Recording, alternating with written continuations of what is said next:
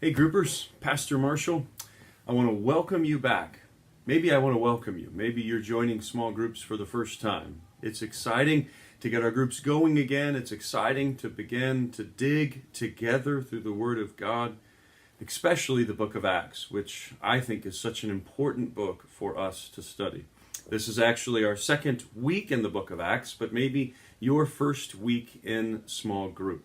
I'd like to begin with an icebreaker. This is just intended to get everybody talking. So I want you to think about this.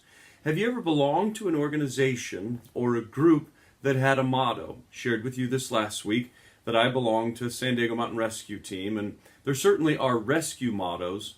But then I also shared with you, have you ever belonged to a group that has an unofficial motto? I don't mean that it's something that goes on a billboard or a banner, but with the San Diego Mountain Rescue Team, our unofficial motto is hurry up and wait. I wonder if you've ever been a part of a group, a team that had a motto, and was there anything unofficial? What do you think would be a good motto for Lakeside Christian Church? Just spend a little time brainstorming about what you think would be a great motto. I wonder about this. A little bit of the old, a little bit of the new, and a whole lot of Jesus. I just play with these things when I'm got nothing else to think about. Maybe you think about better things. Well, now that you're talking a little bit, I'd like to dig into the passage. First, it says in verse 14 that they joined together for prayer. I wonder what you think about this.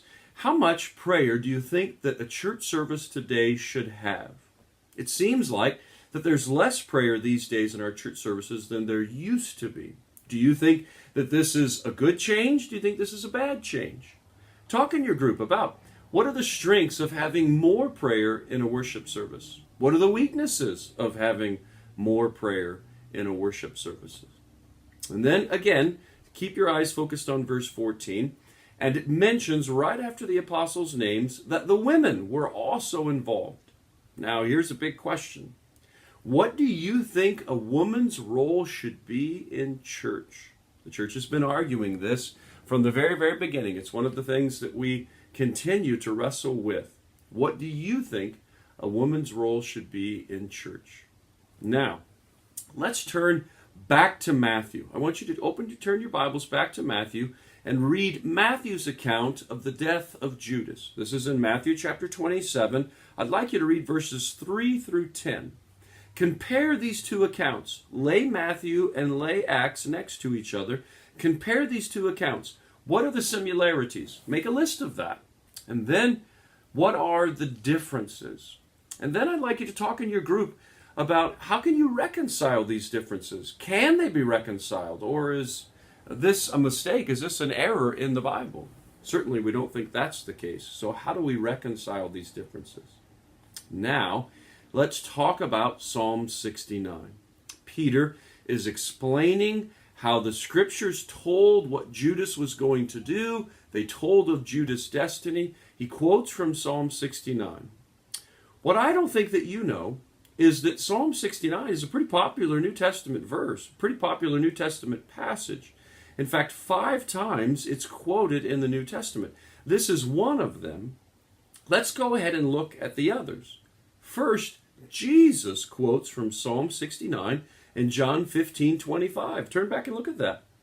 Second, the disciples talk about or think about Psalm 69 in John chapter 2, verse 17. Turn back, let's look at that. And then Paul, 2 times in the book of Romans, references Psalm 69. Once in Romans 11, 9 and 10, and then once in Romans 15, verse 3. Look at both of those passages. Turn forward and look at both of those passages. And then after you've looked at these passages and seen how Psalm 69 is quoted in the New Testament, I'd like you to answer this question.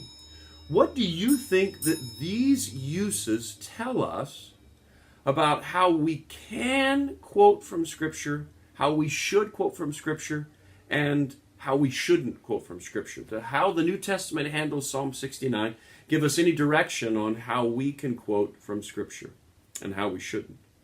Well, Peter gives next the criteria for Judas' replacement, and only 2 men match it.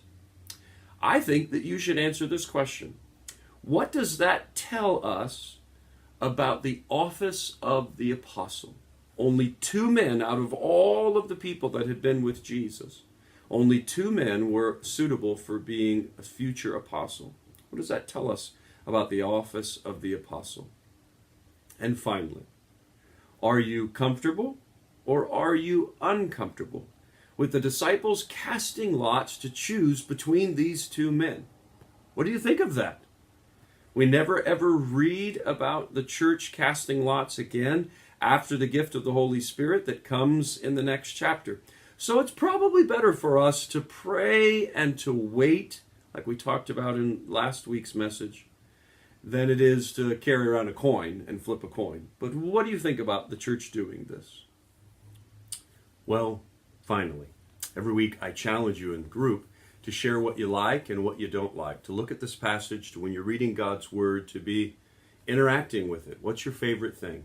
In this passage for me, I love that Peter is still the leader. Jesus said that he would be, but then there were those denials. I love a church that practices forgiveness. I love a church that forgives. I love this, that Peter is still in his place.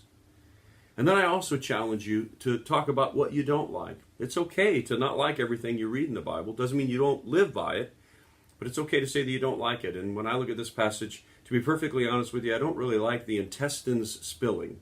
It's just a little too much junior high boy for me. I feel like I've outgrown liking that part of the text. And then every week a reminder of where we went during the weekend message, the commitments that we made. And this last weekend, we talked about who do we need to forgive this week. And I'm challenging you to think about that on 2 planes. First of all, in your heart, what do you need to do to make a step towards forgiveness for someone in your life? And then the other plane is in your life, outside of your heart. What do you need to do to make a step towards forgiveness? Who do you need to forgive this week? Well, I hope that you have a wonderful group, and I look forward to seeing you next weekend at church. God bless.